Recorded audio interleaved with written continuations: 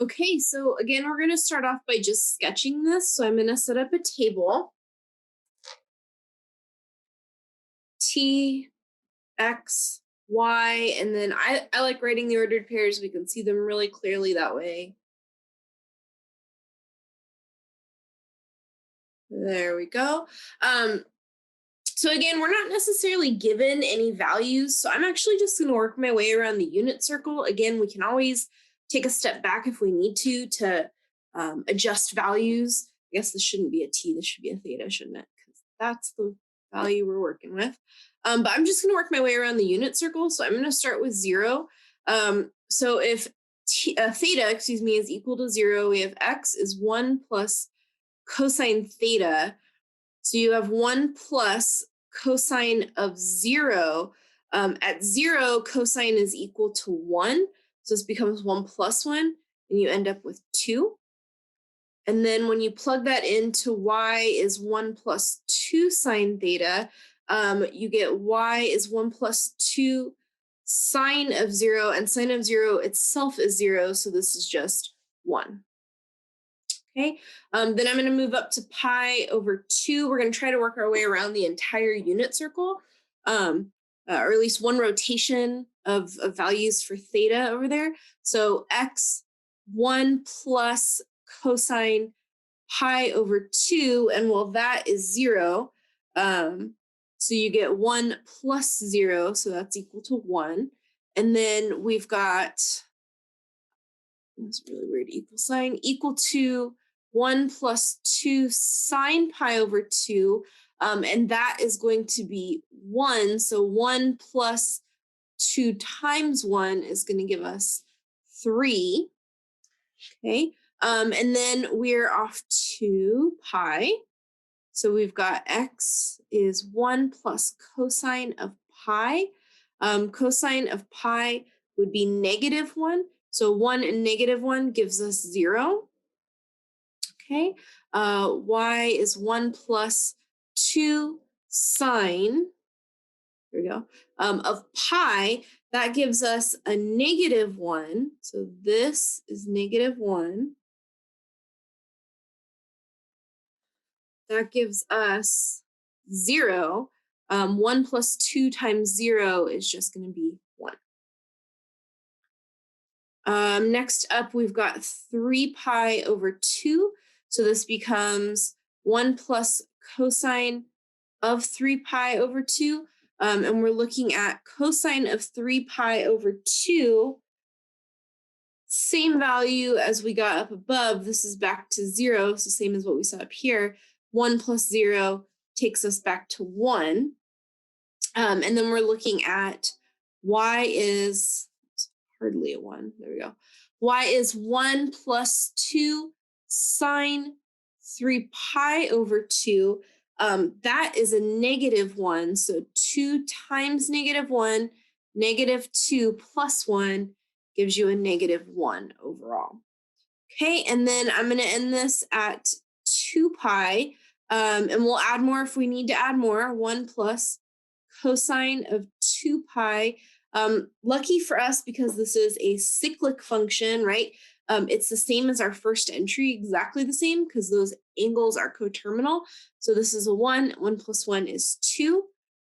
And we run into y is 1 plus 2 sine of 2 pi. Again, the same as what we got in our first set.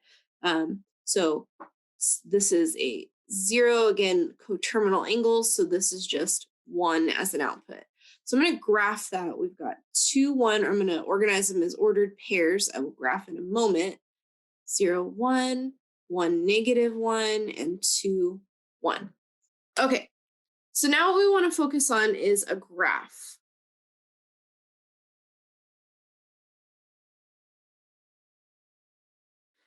I do want to point out, remember, we're using theta as our setting up our orientation. But theta itself is not what we're graphing. That's why I like writing those ordered pairs, so we know exactly what's getting plotted. So we've got 2 and 1. So 1, 2, and 1. There's a point there. And then we go off to 1 and 3. Okay. And then 0, 1. And then 1 and -1. Right? And then we return back to 2, 1. So this, again, think about that cyclic power, that repetition, or cyclic property, that repetition we're going to have. This is going to look like an ellipse, regardless of how I draw it, because it did not look like an ellipse.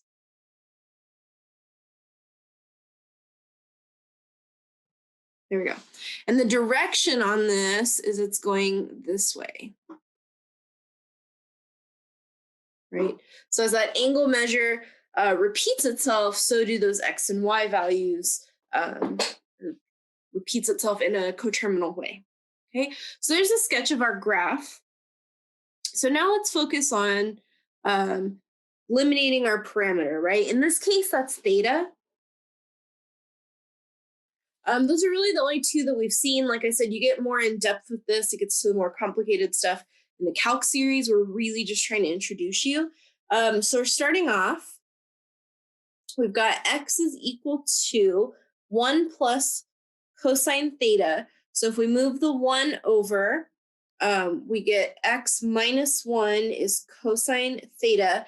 And if you remember last time, we used the general property or the general Pythagorean identity. Sine squared theta plus cosine squared theta is equal to 1. So I do actually want to square both sides here, because that way I can explicitly say cosine squared theta is x minus 1 squared.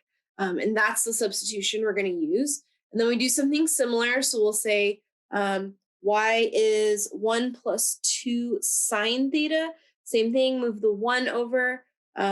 Y minus 1 is 2 sine theta. And then I'm going to divide everyone by that 2. And we get y minus 1 over 2 quantity squared is equal to sine squared theta. And you could write that over 4. In fact, let me simplify that a tiny bit right now. This would be y minus 1 quantity squared over 4 is sine squared theta. So I'm going to plug these into this Pythagorean identity here. And we're going to end up with sine squared. That would be y minus 1 squared over 4 plus cosine squared would be x plus 1 quantity squared equal to 1. Now, traditionally, these ellipses do have denominators, so you could put this over 1 if you'd like. Also, traditionally, the x's are written first, the y's are written second. Is it the end of the world? No, but it is helpful to know that that's the standard form when they're both positive like this. So x plus 1 squared, you can write it over 1, plus y minus 1 squared over 4 equal to 1. So that would be us eliminating the parameter. We don't necessarily need to explicitly list any of the domain restrictions, because we're going to be working kind of with these circular values. It kind of takes care of itself in this format. And when it comes to theta, there weren't any domain restrictions. We actually end up with being able to plug in whatever we want. Also, if you were to graph this rectangular version, right, the rectangular equation, it would look exactly the same as the one above. You might have started a little differently. So you might have started with a center at 1, -1 and moved up and down and accordingly up, down, left, and right. But it's up to you. So just a different approach to graph the same exact thing. And it is useful to be able to kind of be fluid between the two.